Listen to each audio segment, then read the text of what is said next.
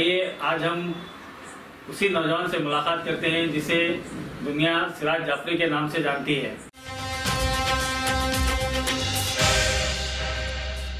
सामने से शेर आए तो कोई खौफ नहीं है, गाय पीछे से भी आए तो डर लगता है। उनकी देख रेख के लिए 10 लाख करोड़ रुपए का बजट रखना पड़ेगा। जहां पे हिंदुस्तान ह्यूमन हंगर इंडेक्स में भूखमरी में सबसे आगे निकल रहा है। नाजरीन आदाब, एवन टीवी में आप तमाम का खैर मकदम है।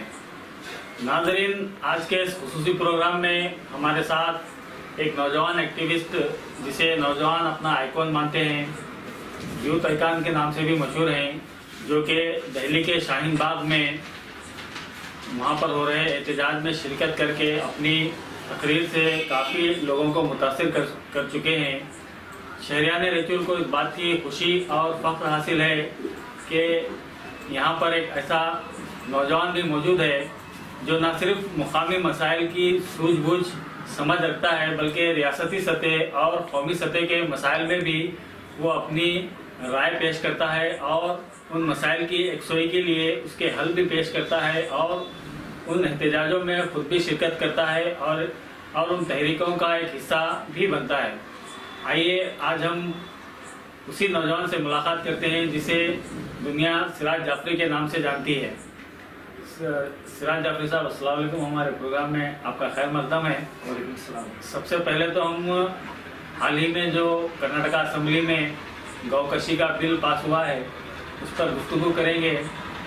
मुझे याद आता है कि गौकशी दरअसल एक सियासी मसला बन चुका है। जब से इसमें सियासत तेज़ हो गई है, बाज़ अफराद ये कहते हैं कि सामने से शेर आए तो कोई खौफ नहीं, गाय पीछे से भी आए तो डर लगता है। तो अवाम इस तरह सहमी हुई है गाय के नाम पर। ऐसे में मुसलसल बीजेपी हुकूमतें गौकशी का एजेंडा अपनाती जा रही हैं। हद ये है कि हमारे कर्नाटका, जो कि एक जमहूरी और सेकुलर स्टेट कहलाती थी, वहाँ पर भी गौकशी के नाम पर ताज़ा सियासत चलाई जा रही है। इसके ताल्लुक से आपका क्या ख्याल है? देखिए, जैसा कि आपने कहा, लोग आज शेर से कम गाय से ज़्यादा डरते हैं। बिल्कुल सही फरमाया आपने। यह आज की बात नहीं है। गौकशी का मसला जो है आज़ादी से पहले से एक हिंदुस्तान के लिए एक पॉलिटिकल बहुत बड़ा टूल है पोलराइजेशन करने के लिए। 1966 7 नवंबर में इसके गौकशी के कानून को लाने के लिए एक बहुत बड़ी तहरीक हिंदुस्तान में चलाई गई। पार्लियामेंट में मार्च किए थे जनसंघ के लोग उस वक्त। तो याद है उस वक्त हमारे home minister, union home minister Gulzari Lal Nanda, उन्होंने रिज़ाइन भी किया था इसी ताल्लुक से। तो ये मसला हमेशा से चला आ रहा है। हमारे कॉन्स्टिट्यूशन, अगर हिंदुस्तान के आइन को देखा जाए तो इस मसले को इतना पेचीदा और कॉम्प्लिकेटेड मसला था, इसको फंडामेंटल राइट्स में तो लाया नहीं गया, क्योंकि कोशिश की गई उस वक्त गौकशी को जो है फंडामेंटल राइट्स में लाकर कानून बनाया जाए। लेकिन डॉक्टर BR अम्बेडकर ने, क्योंकि ये इंसानों का मसला नहीं, जानवर का मसला है, इसको फंडामेंटल राइट्स में नहीं लाया जा सकता। इस चीज़ को फंडामेंटल राइट से निकाल कर डायरेक्टिव प्रिंसिपल्स में दिया गया, जो कि अब हमारे कानून में, हिंदुस्तान के आइन में जो है डायरेक्टिव प्रिंसिपल्स आर्टिकल 48 में दिया गया है, जिसके अंदर स्टेट्स को पावर है कि वो complete ban on cow slaughtering लगा सकते हैं या फिर काउ स्लॉटरिंग के ऊपर कुछ रियायत देकर भी जो है कंडीशंस इम्पोज करके लगा सकते हैं। तो अगर हम कश्मीर से लेकर कन्याकुमारी तक देखें तो अलग अलग रियासतों में अलग अलग कानून हैं। अब इस वक्त जो कर्नाटका, रियासत कर्नाटका में जो परसों कानून पास हुआ है, देखिए, एक तो इस पे जमहूरी तरीके पे असेंबली में डिबेट नहीं हुई, चोरी छुपे बिल को लाया गया और पास भी करवाया गया, जिसके ऊपर सिद्धरामैया ने, अपोजिशन लीडर्स ने अपना एहतजाज दर्ज करवाया है और शायद आज बाइकआउट भी किया उन्होंने, असेंबली बाइकआउट भी कर दी इस मामले को लेकर। लेकिन सबसे पहले हमें ये सोचना चाहिए, देखिए, ये तो एक पॉलिटिकल मसला है, इसको हम सदियों से देखते आ रहे हैं, डेकेड से चल रहा है ये मसला। लेकिन मेरे अंदर एक ऐसा सवाल मतलब आज आ रहा है जो मैं आपके जरिए, आपके मीडिया के जरिए लोगों तक पहुंचाना चाह रहा हूँ। ये जो गौकशी का जो मसला आज हिंदुस्तान में चल रहा है, जो लिंचिंग के नाम पे मशहूर हुआ जब से मोदी गवर्नमेंट आई है, गौरक्षकों का लोगों को टेरराइज कराना, गाय के नाम पे पॉलिटिक्स करना, लोगों का डरना, ये सारी चीजें आ गई। अब ये जहाँ तक बात हमारी गौकशी की है, जैसा कि हिंदू लोग कहते हैं, इस देश में रहने वाले, गौ हमारे लिए एक सीक्रेट ये है और होली गौ है, हम उनका एक मुकद्दस चीज है, उसको बोल, ठीक है। जब उनके फेथ की बारी आती है तो वो ये कहते हैं, मैं कहता हूं हम मुसलमान, हमारे यहाँ पोर्क को खाना, सुअर को खाना हराम है। हमने कभी हमारा ये फेथ को जाहिर नहीं किया और ना कभी हमने सरकार से मुतालबा किया कि हमारे मजहब में ये हराम है, इसको खाना नहीं चाहिए, इसको बैन लगा दीजिए। ये बिल्कुल सियासी मुद्दा है। जब जब इन लोगों को सियासत की जरूरत पड़ती है, बीजेपी गवर्नमेंट जब भी नाकाम होती है, ऐसे मुद्दे ये उठाती है। लेकिन कॉन्स्टिट्यूशन में जो राइट हमें दिया गया है, right to live, right to fundamental rights में जो हमारे राइट टू फूड की बात आती है, तो इसका हनन हो रहा है, कहीं ना कहीं इसका हनन हो रहा है। इसके ऊपर डिबेट की जरूरत है और सुप्रीम कोर्ट को ये चाहिए कि इस मामले में सुप्रीम कोर्ट मदाखिलत करे, सुमोटो एक्शन ले, इंटरवीन करे। अब देखिए, जब बीजेपी गवर्नमेंट ये कहती है कि गाय उनके लिए जो मुकद्दस है, तो सीधे सीधे वो गौ को इंपोर्ट करना क्यों बैन नहीं करती, गौ का बिजनेस करना क्यों बैन नहीं करती। मैं कहता हूँ गौ स्लॉटरिंग बिल तुम जो लेकर आए हो, क्यों नहीं गाय फरोख्त बिल पेश नहीं करती। बात मकामात पर गाय फरोख्त करने पर भी मैं वही तो मैं शुरुआती अल्फाज में मैंने यही कहा, कश्मीर से लेकर कन्याकुमारी तक अलग अलग रियासतों में अलग अलग कानून गाय के ऊपर बनाए गए। जैसा कि मध्य प्रदेश, हिमाचल प्रदेश में इसको लेकर सख्त कानून है। आप नॉर्थ ईस्ट में जाइए, केरला में जाइए, इसके लिए कोई कानून नहीं है। और मैं ये कहना चाहता हूँ, ये गाय को लेकर जब हिंदुस्तान में पॉलिटिक्स होती है तो इंसानों को लेकर क्यों नहीं होती। अब जब ये कानून बन ही चुका है, अगर कर्नाटक असेंबली इसको बनाई है, तो मैं कर्नाटक गवर्नमेंट से सवाल करना चाहता हूं कि फर्दर फ्यूचर इम्प्लीकेशंस के बारे में आपने कुछ इसके बारे में सोचा है? कौमी सतह पे क्या आपने इसके बारे में सोचा है? एग्रीकल्चरल एक्सपर्ट्स का ये कहना है कि सालाना 3.5 करोड़ मेल गाय जो है हिंदुस्तान में पैदा होते हैं। 3.5 करोड़।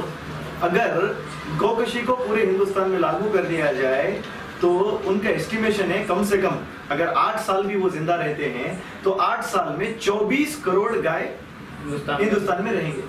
तो अब आप मुझे ये बताइए, 24 करोड़ गाय के लिए 5 लाख एकड़ जमीन की जरूरत पड़ती है। उनके लिए फोडर, उनके लिए उनका चारा मुहैया कराना मुश्किल हो जाएगा। उनकी देख रेख के लिए 10 लाख करोड़ रुपए का बजट रखना पड़ेगा। जहां पे हिंदुस्तान ह्यूमन हंगर इंडेक्स में, भूखमरी में सबसे आगे निकल रहा है, हम बांग्लादेश और हिंदुस्तान को पीछे छोड़ रहे हैं। हम किस दुनिया में जा रहे हैं? बांग्लादेश और पाकिस्तान को पीछे, बांग्लादेश और पाकिस्तान को हम पीछे छोड़ रहे हैं। वो लोग हमसे बेहतर हो रहे हैं और हम पीछे जा रहे हैं और हम गायों को बचाने की बात कर रहे हैं। अगर ये असल में उनकी आस्था का मसला होता तो आप मुझे ये बताइए, 13 साल के बाद की गाय को जो है आप काट सकते हैं, आप उसके लेदर को एक्सपोर्ट कर सकते हैं, इंपोर्ट कर सकते हैं। क्या मतलब क्या है इसका? 13 साल तक आप उसको इस्तेमाल करेंगे, उसको माँ की तरह देखेंगे, उसके ऊपर आप जो है अपना श्रद्धा का ये करेंगे, अपने फेथ का इजहार करेंगे। 13 साल के बाद क्या करेंगे? इनमें किसानों के लिए भी काफी मुश्किलें हैं, वो बेच भी नहीं सकते, उनको रेट भी नहीं आ रहा, उनका किसानों का भी ये है। मैं वही तो कहना चाह रहा हूँ, सिर्फ अपना सियासी उल्लू सीधा करने के लिए किन किन लोगों को ये लोग परेशान करेंगे इसके अंदर। देखिए, किसान तो इसमें ऑलरेडी परेशान है, फार्म बिल्स को लेकर हम उसके बारे में बात करेंगे। लेकिन ये मसला जब आता है तो कहीं ना कहीं डायरेक्टली और इनडायरेक्टली ये गवर्नमेंट का सिर्फ एक कम्युनिटी को टारगेट करने का मकसद होता है। गौकशी का मसला हिंदुस्तान की आजादी से पहले से लेकर आज तक भी हिंदू मुसलमान का मसला बनाया गया है और गाय को हिंदुओं का जो है एक सीक्रेट जानवर बता करके छोड़ दिया गया। मुसलमानों के एक हिकारत की नजर से देखा जाता है जब भी गाय का मसला आता है। तो मैं ये कहना चाहता हूँ, बकरीद के दिन हमें भी फ्रीडम ऑफ रिलीजन का हमारे हिंदुस्तान के आईन में हमें परमिशन है, फ्रीडम ऑफ रिलीजन है। हम बकरीद के दिन उसको जुबा करेंगे, तो अब जुबा करने पे पाबंदी हो गई तो हमारे फेथ को लेकर हम कहाँ जाएंगे? कहीं ना कहीं ये हमें दूसरे दर्जे की सिटीजन, दूसरे दर्जे का शहरी बनाने की ये चाल है। सही है। अब गाय की वजह से ना मुसलमानों से भी ज्यादा किसान मुतासिर होते हैं। क्योंकि वो पालते हैं उसको, उसका दूध लेते हैं, बाद में है ना उसको फरोख्त करने के लिए जो है वो कीमत उनको नहीं मिलती। तो मुसलमानों से ज़्यादा जब किसान परेशान हो रहे हैं तो ये सारा मामला मुसलमान अपने आंख पर लेकर मुसलमान ही क्यों मैदान में आ जाते हैं? नहीं, मुसलमानों को अपने दूसरे लोगों को भी, जब वो लोग कुछ भी नहीं बोल रहे तो हम लोग क्यों ये करें, करने दो बोलते क्यों नहीं छोड़ते? नहीं, हमें इससे कोई एतराज नहीं। मैं आपको ये बताना चाह रहा हूँ सरकार का, इससे पहले भी मैंने आपको यही कहा है कि सरकार का टारगेट क्या है। ये गौकशी को लेकर के हिंदुस्तान की आजादी से लेकर अब तक सिर्फ और सिर्फ गाय को लेकर हमें ही प्रोजेक्ट किया जाता है, जबकि असली मसाइल अलग हैं। आप जैसा कि आप कह रहे हैं किसान परेशान है, बिल्कुल परेशान है। NSSO के डाटा के हिसाब से हिंदुस्तान के अंदर 1/3 बच्चे जो पैदा होते हैं वो प्रोटीन डिफिशियंसी से पैदा होते हैं, और उनकी प्रोटीन डिफिशियंसी गाय के गोश्त से ही पूरी होती है। और हिंदुस्तान के अंदर कितने लोग वेजिटेरियन और नॉन वेजिटेरियन है बताइए? 42% लोग बीफ को खाते हैं हिंदुस्तान में। 42% लोग बीफ के ऊपर डिपेंडेंट हैं। ना सिर्फ मुसलमान, दलित भाई, क्रिश्चियन भाई, ये लोग भी बीफ के ऊपर डिपेंड है। इसके मसले जो है, मैं जैसा आपके बताया मैंने, ये गौकशी का मसला सिर्फ मुसलमानों पर नहीं आता, लेकिन प्रोजेक्ट इस तरह किया जाता है कि मुसलमानों को हमने ये किया। प्रोजेक्ट करने की वजह भी यही है कि हम इस मैदान में आ जाते, जो ही गौकशी का मसला हो गया हमारे लोग ही मैदान में आ जाते हैं, हमारे लोग ही जो है। इसीलिए मैंने आपको कहा ना, ये लोग, मैं इनकी हिपोक्रेसी, इनकी मुनाफिकत को मैं आज इस तरीके से बयान कर रहा हूँ। मैं कह रहा हूँ गौकशी का कानून ही क्यों ला रहे हैं आप?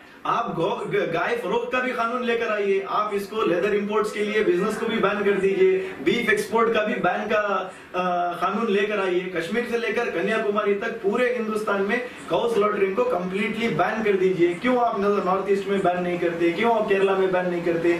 क्यों आप सिर्फ मध्य प्रदेश में? देखिए इसमें क्या होता है, इसके अंदर किसान, इससे नेशनल इकोनॉमी में भी बहुत ज्यादा इम्पैक्ट पड़ता है। कई सारे लोग इसके अंदर इकोनॉमिकली डिपेंडेंट भी होते हैं। अब एक तबका एक ऐसा है, गुज्जर जैसे कि कुरैश तबका है, वो हमारे कम्युनिटी से बिलोंग करता है, उनको भी बहुत ज्यादा इसके ऊपर धक्का पड़ सकता है। लेकिन कहीं ना कहीं एक इकोनॉमिकल साजिश है जिसके जरिए अगर ये बैन लग जाए, ठीक है आप छोड़ देंगे, मैं छोड़ दूंगा, गायों का हिसाब कौन करेंगे?